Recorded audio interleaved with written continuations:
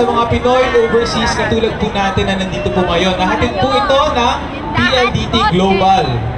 Pag nag-sign up po kayo sa mutsaring online services, ang inyong ma-avail. Isa na dyan yung pinakita po kanina, yung Smart Virtual Number. Ito po ay seamless Philippine mobile number na magagamit nyo habang nandito kayo sa Hong Kong. So makakatanggap po kayo ng one-time password o OTP from select Philippine banks and e-wallets. Kaya pwede nyo pong gamitin ang Smart Virtual Number na ito sa paggawa ng account at pag-transact sa Overseas Filipino Bank or OF Bank or iba pang mga Philippine banks at pati na din mga e-wallets kagaya ng Maya.